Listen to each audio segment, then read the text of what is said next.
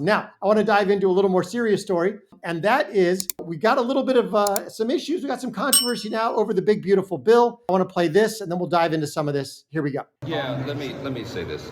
It's very disappointing, okay? I've come to consider Elon a good friend. He's obviously a very intelligent person, and he's done a lot of great work. With all due respect, my friend Elon is terribly wrong about the one big, beautiful bill. Now, for those of you who don't know, Elon Musk basically came out with a tweet and said that the big, beautiful bill is an abomination, that he doesn't like the fact that it's full of pork, that it's got all sorts of congressional pet spending in it. He can't stand any of that. And so that's hence Speaker Johnson's comments. But we've come soon to find out that, there's going to be some issues with, obviously, we all want spending cuts. If you ask me, I think we need to cut the federal budget by $3 trillion. The federal budget, our expenditures last year, I believe, were $6 trillion. That needs to be cut in half. It needs to come down to $3 trillion. And we need to start hacking with a chainsaw, exactly what Doge was kind of hired to do. But those spending cuts cannot be part of the big, beautiful bill from my understanding of the way reconciliation works. That we can't get those spending cuts in that bill. They have to be part of a separate bill. But we're going to cover that in a minute. First, I want to dive into, because Johnson was on with the Charlie Kirk show. I thought he had some very salient things to say about this whole process. So we're going to dive into that. Before we do, please like, comment, and subscribe. Let us know how we're doing in the comments. Most importantly, share Courageous Media, but let's go. What is your proposal of 3 or 4 specific cuts structurally so that you can be satisfied and those of us that are fiscal hawks can also be satisfied while also getting this bill passed? Well, first of all, I know we're not going to meet the moment with one bill. We won't.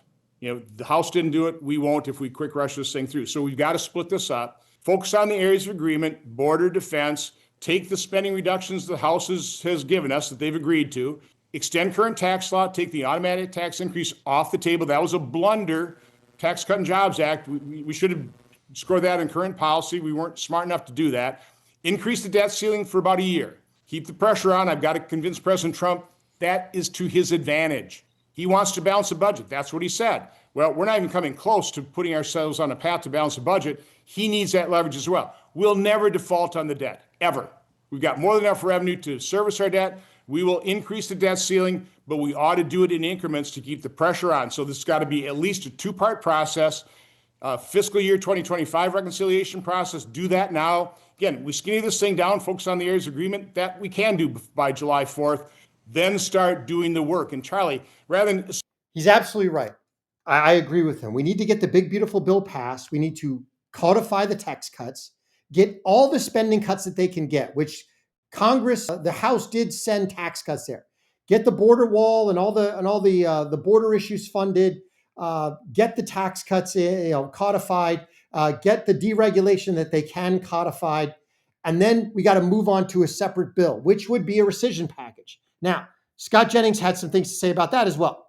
But this is a big, threat to his agenda. Well, first of all, they're friends. They get along. Elon Musk had a lot to do with President Trump winning last year and has been a big part of the administration. I don't think there's any reason to go out and trash an ally like Elon Musk. Well, he's not acting like an ally at the moment. Well, he has a difference of opinion about this one issue. And that's okay. In fairness, these people did too. I mean, Rand Paul has the same difference of opinion, actually, on the deficit. But what the White House and the congressional leadership believe is that this opinion that Elon has formed and some others is based on faulty scoring from the CBO. They just have a different point of view about this. And at the end of the day, this is the president's agenda. He ran on making the tax cuts permanent, welfare reform, and border security. That is the core of this bill.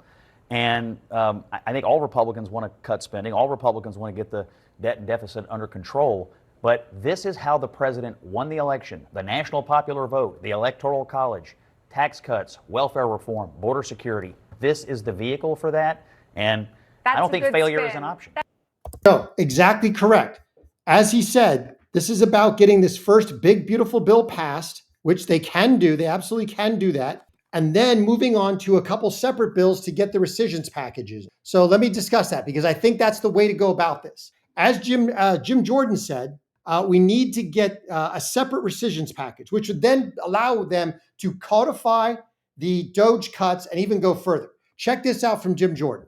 Remember when President Trump did his joint address, I thought that it was a powerful speech. He did a great job, but I thought the most powerful part was when he ticked off all the things Doge had discovered that your tax dollars were being spent on, all the stupid things that government was spending money on in these little programs no one ever heard about because we appropriate to the agency, and then there are these little agencies, these smaller sub-agencies do all these stupid things and they spend it on stupid programs. When he ticked all those off, we need a rescission package. We need the White House to send us. I would do every single one. Put them in one big bill, put them in multiple bills, put them in one a day. I don't care, but send those to Capitol Hill.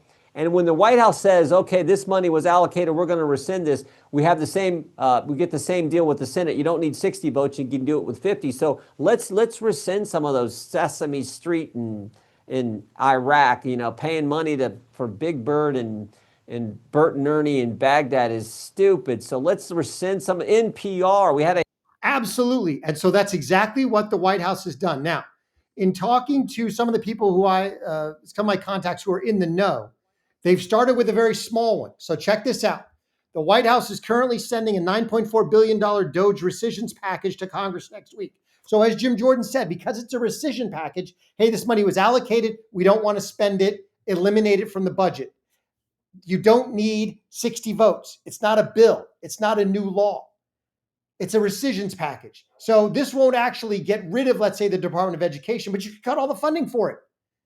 And this is what they're doing. They're going to start with a small one. And the current mode of thought is that they're going to start with this small one that'll hopefully they can get done right after the big, beautiful bill. And then if they pass this small one, then they can roll back with another rescissions package that might be 10x this or 100x this, which would be absolutely amazing. I would love to see a $1 trillion rescissions package in the fall. That would be amazing. That's what we need to hope for. That's what we got to put pressure on Congress and the White House to do. We need massive, massive spending cuts. At the same time, we're passing the big, beautiful bill, which will ramp up the economy. They're already talking, elements of the Federal Reserve are already talking 4% growth in Q2, which is absolutely amazing. It'll blow everybody away. And this economy will be humming by the time we roll in to the midterms. Hey, thanks everybody for being here. Please smash that like button.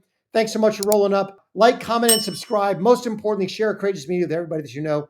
Remember that God is good and He is sovereign. It'll all be good in the end.